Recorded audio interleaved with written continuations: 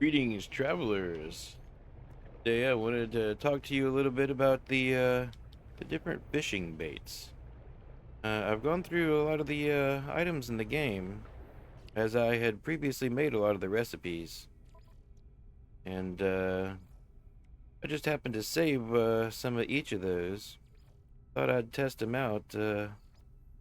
Which one would give the highest percentages?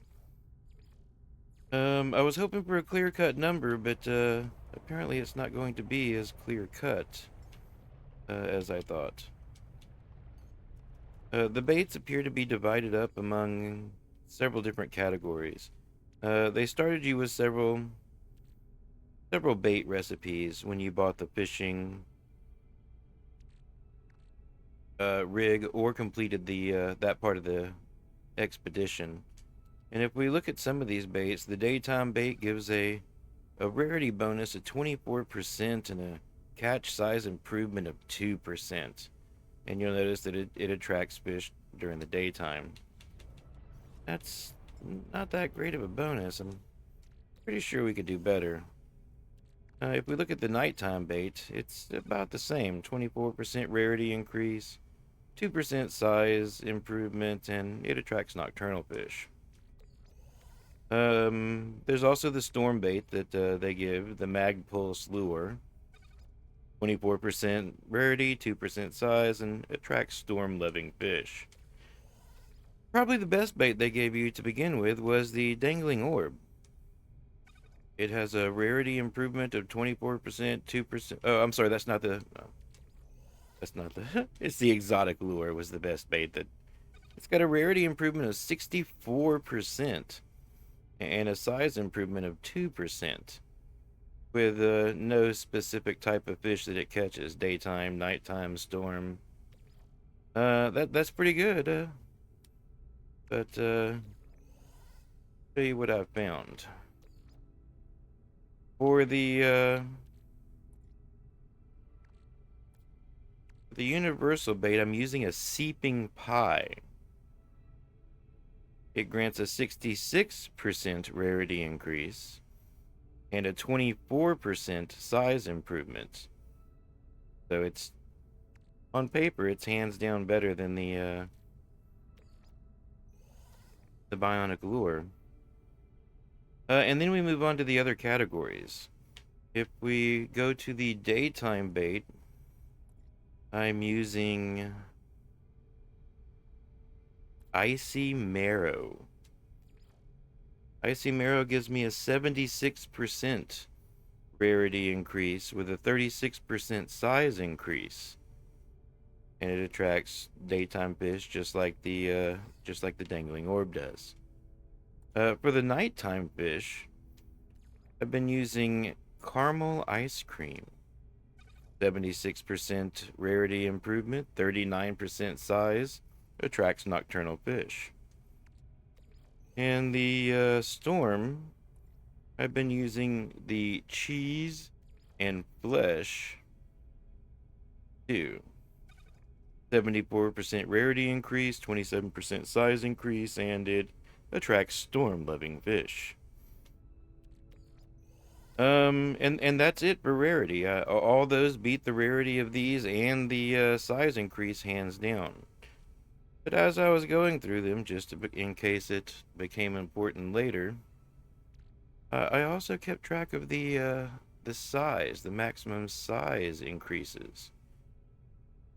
With the Sweet Cream Dreams, you can get a size improvement of 69% and a rarity improvement of 22%, with no stipulations.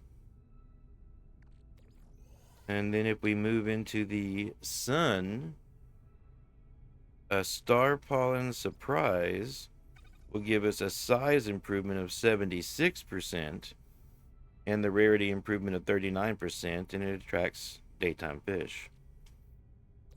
For the nighttime fish, I'm going to check out a jam tart. The jam tart will give us a size improvement of 73%, rarity improvement of 24%, and it attracts nocturnal fish. And for the storm, we're going to check out a Spikey Tart, which is a size improvement of 71%, rarity 22, and it attracts storm-loving fish. I am not going to go over how to make all of these, but I will put a link to the Wikipedia page for how to make each one in the video description.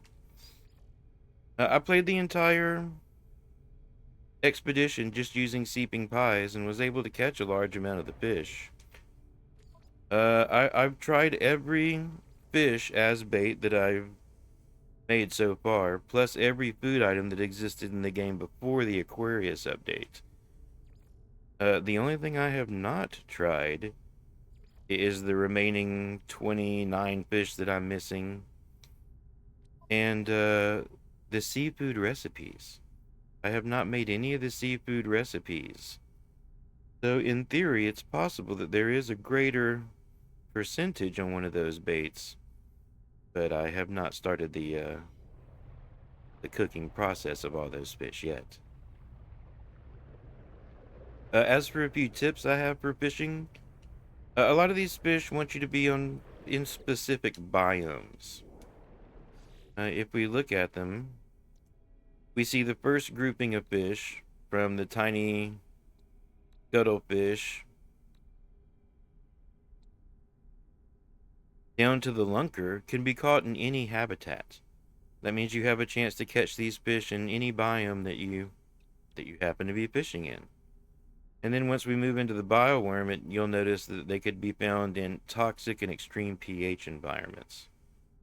So all of these fish are going to have to be fished out on a toxic world. And then we move into the irradiated fish. That's the last toxic one. No, I'm sorry. The last toxic is the translucent gulper. And then we move on to the irradiated fish with the bulging snapper. And the last irradiated seems to be the helix sawfish.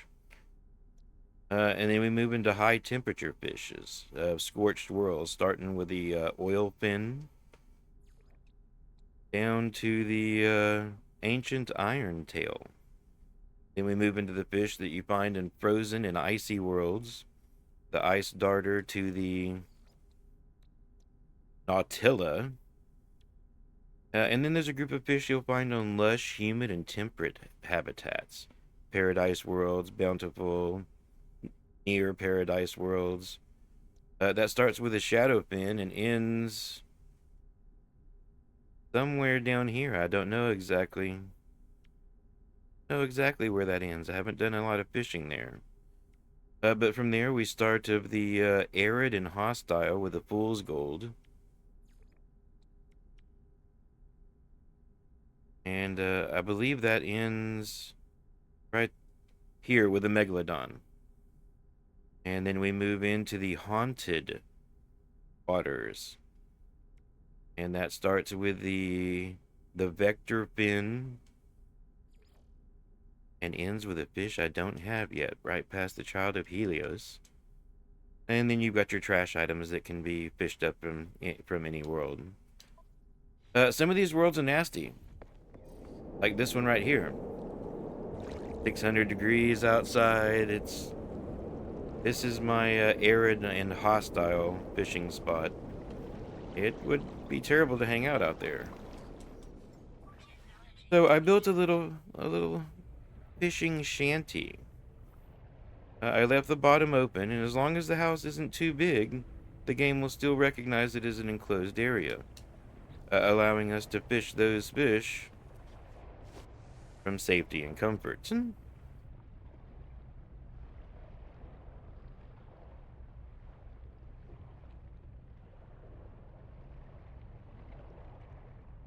I say as no fish bite. There we go. And if you read the description, that is a fish specifically from this environment. Arid and hostile habitat. These have been super helpful to me to fish out some of the fish and not totally get smashed by the environment. On to something a little more controversial. For the purist, you might want to skip this part, but I'm going to go ahead and offer it to people looking to increase their bait. And it's the item duplication. You know, most people know this exists. Some people do it, some people don't. But we're going to go ahead and go over it real quick, just for general purposes. You do it with a portable refiner. You put the portable refiner down, choose whatever you want to copy. Let's say we're going to copy our cheese and flesh stew. We'll just put it in the portable refiner. Throw another portable refiner exactly on top of it. It might be easier for you in first or third person. And you could throw as many down as you want. Each one will duplicate the number of items you put in there. And then when you're done, you just hold down the right stick to pick them up, or whatever the equivalent is on PC. And instead of 37, we have 75 now. I left one in the inventory so it would remember its place. But I wanted to share what I'd found so far about the best baits, because I'd seen some misinformation out there about what was the best. And I look forward to testing out the seafood recipes. Once I make all those, if I do find that something is different, if something is better, I will add it to the video description. And I'd love to know any tips that you found out as well. Please share those in the comments. And thank you for watching.